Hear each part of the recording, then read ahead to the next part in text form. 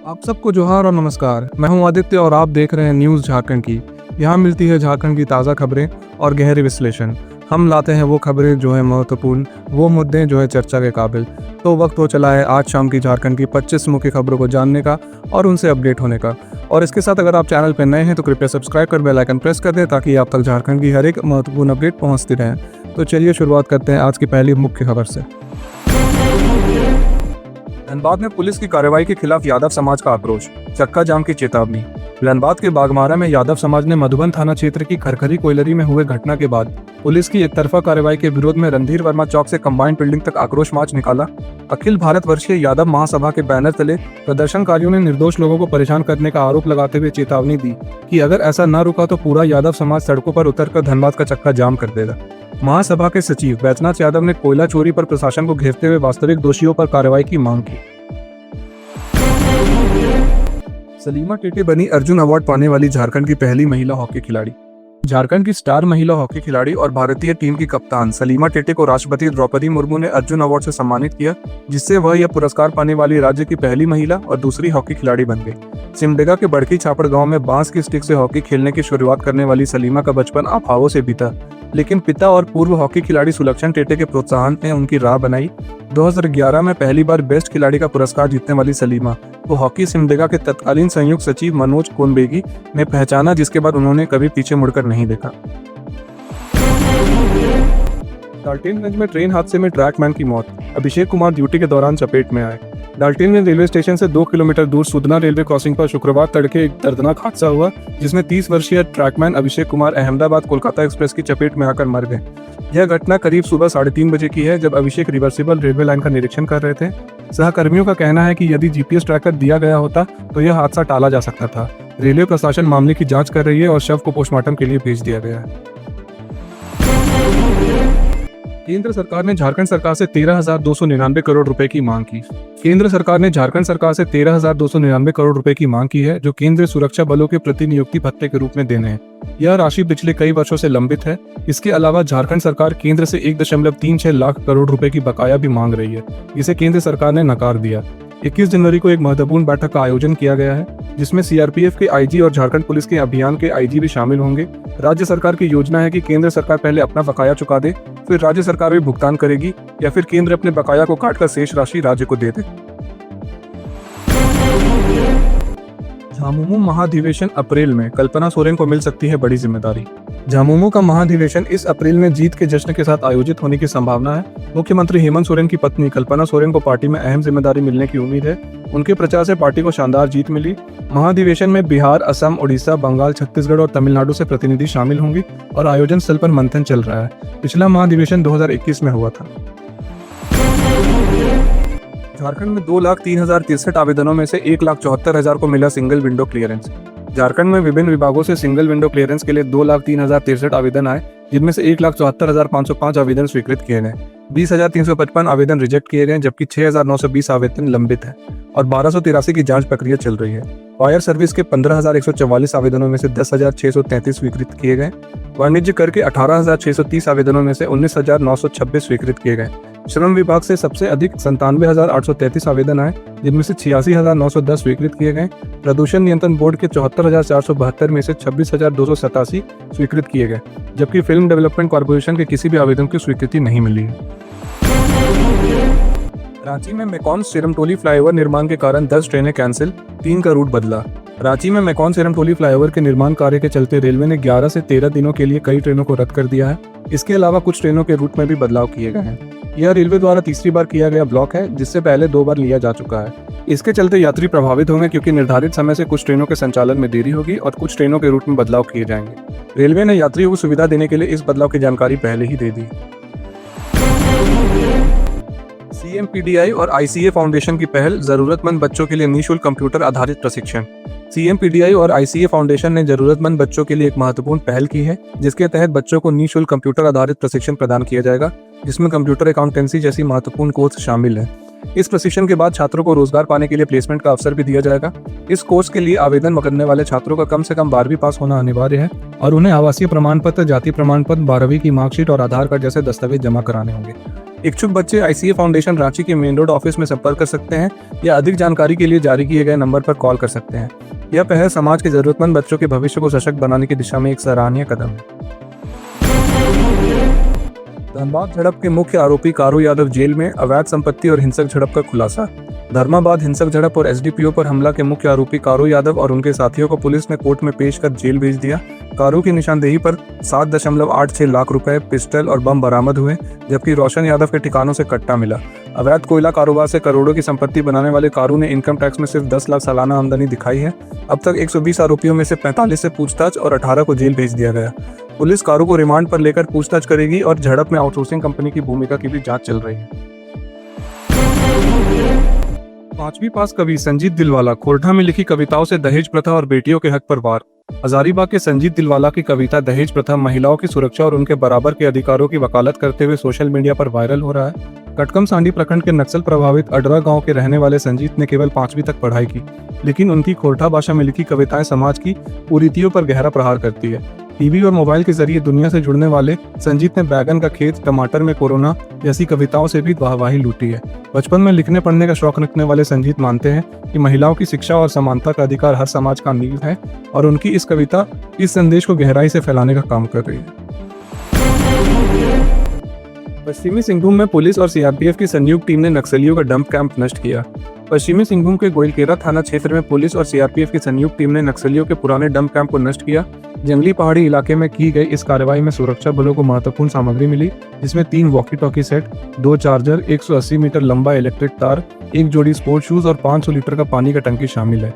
यह अभियान गोइलकेरा और टेंटो थाना क्षेत्र के कई गाँवों में चलाया जा रहा है और नक्सल विरोधी अभियान भी जारी है। झारखंड हाईकोर्ट का बड़ा फैसला, पारा शिक्षकों को क्वालिफाइंग मार्क्स में छूट नहीं मिलेगी। झारखंड हाईकोर्ट ने 26,000 सहायक शिक्षकों की नियुक्ति के खिलाफ दायर याचिका पर शुक्रवार को फैसला सुनाया। ने पारा शिक्षकों को क्वालिफाइंग मार्क्स में छूट देने के प्रावधान को खारिज कर दिया है।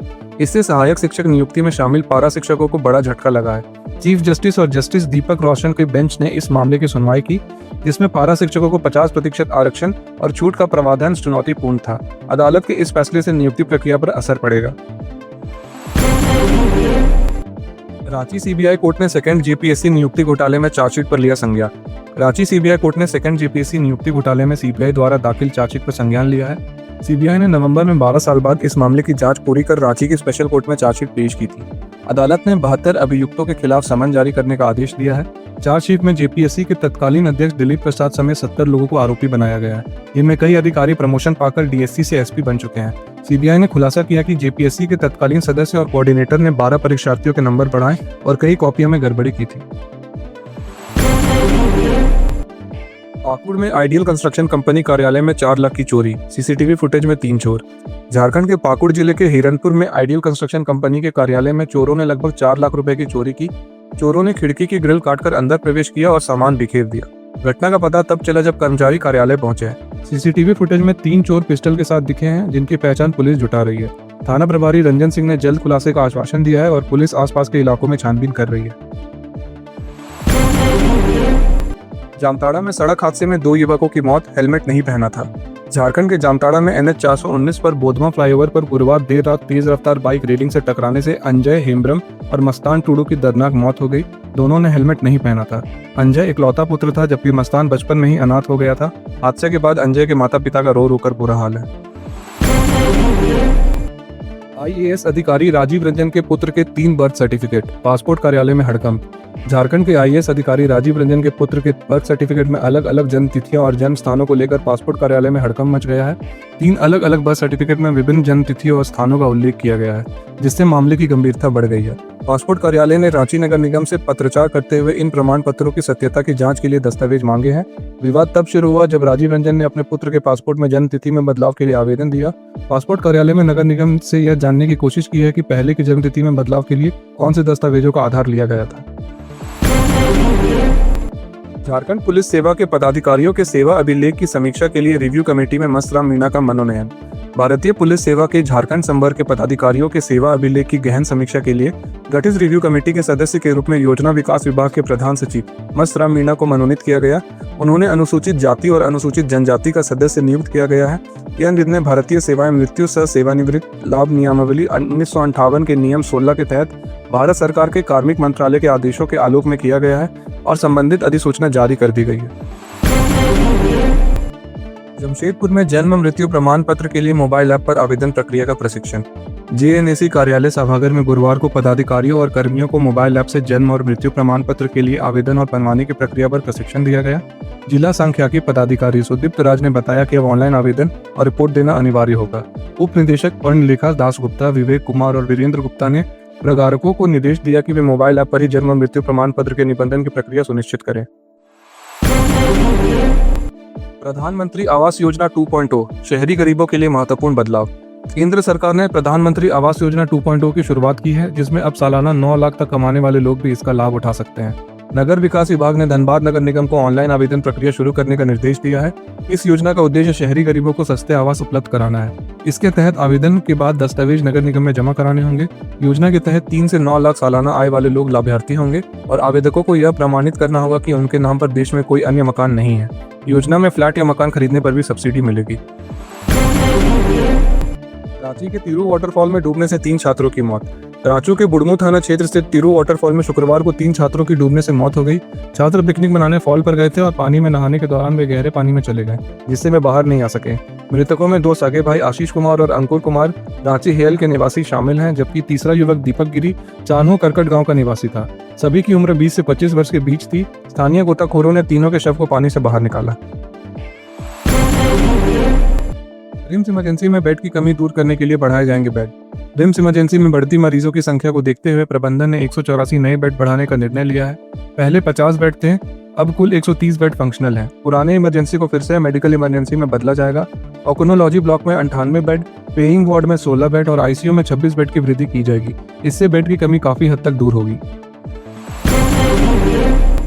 झारखंड में मौसम में बदलाव, कोहरे में कमी और ठंड का असर जारी। झारखंड में मौसम परिवर्तन के साथ शुक्रवार को घने कोहरे की शुरुआत हुई, लेकिन दिन चढ़ते ही कोहरे में कमी आई। मौसम विभाग के अनुसार शनिवार से आसमान साफ रहेगा और अगले 5 दिनों तक न्यूनतम तापमान में कोई बड़ा बदलाव नहीं होगा। चाईबासा में 27.4 डिग्री सेल्सियस तक तापमान पहुंचा, जबकि हजारीबाग में न्यूनतम तापमान 6 डिग्री सेल्सियस तापमान दर्ज किया गया। ठंड बढ़ने के कारण लोग सुबह और शाम ठिठुरने का अनुभव कर रहे हैं। एचईसी कर्मचारियों के लिए खुशखबरी, मर्जर और अधिग्रहण की वार्ताएं शुरू। हेवी इंजीनियरिंग कॉर्पोरेशन एचईसी के कर्मचारियों के लिए एक बड़ी राहत की खबर आई है। भारी उद्योग मंत्रालय ने कंपनी के भविष्य को लेकर कदम उठाते हुए मर्जर और अधिग्रहण का चर्चा शुरू कर दिया है। हाल ही में BHEL और L&T जैसी बड़ी कंपनियों ने एचईसी के साथ मर्जर के संभावित विकल्पों पर गहन वार्ताएं की थी। एचईसी के CMD KS मूर्ति ने कर्मचारियों से शांतिपूर्ण माहौल बनाए रखने की अपील की, ताकि अगले 3 महीनों में उत्पादन में वृद्धि हो सके और कंपनी फिर से विकास की दिशा में आगे बढ़ सके। खूंटी में महिला से लूट की हैरान करने वाली घटना, CCTV में रिकॉर्ड। खूंटी CRPF कैंप के पास गुरुवार दोपहर एक चौंकाने वाली लूटपाट की घटना सामने आई है, जहां बाइक सवार 2 युवकों ने सरकारी स्कूल की टीचर रूपम कुमारी से मंगलसूत्र, कान की बाली और पर्स छीन लिया। यह घटना CCTV कैमरे में रिकॉर्ड हो गई है, जिसमें आरोपी 20 मिनट तक महिला से बातचीत करते रहे और बाद में लूटपाट कर फरार हो गए। महिला को पहले समझ नहीं आया कि वे ठगी का शिकार हो चुके हैं, लेकिन जब आरोपी वहां से चले गए तब उन्हें एहसास हुआ। खूंटी थाने में शिकायत दर्ज होने के बाद पुलिस ने CCTV फुटेज के आधार पर जांच शुरू कर दी है और आरोपियों की तलाश जारी है। झारखंड में 22 जनवरी को जन शिकायत समाधान कार्यक्रम का आयोजन। झारखंड के सभी 24 जिलों में 22 जनवरी को एक बार फिर जन शिकायत समाधान कार्यक्रम आयोजित किया जाएगा। DGP अनुराग गुप्ता ने सभी जिलों के SSP और SP को आदेश जारी किया है, जिसमें कहा गया है कि कार्यक्रम उन्हीं स्थानों पर आयोजित किया जाएगा जहां पहले जन शिकायत समाधान कार्यक्रम हो चुका है। इससे पहले 18 दिसंबर 2024 और 10 सितंबर 2024 को भी यह कार्यक्रम आयोजित किया गया था। तो ये थी आज शाम की झारखंड की 25 मुख्य खबरें। ऐसे ही झारखंड की मुख्य खबरों को जानते रहने के लिए हमारे चैनल को सब्सक्राइब कर बेल आइकन प्रेस कर दें। मिलते हैं कल सुबह 5 बजे। धन्यवाद।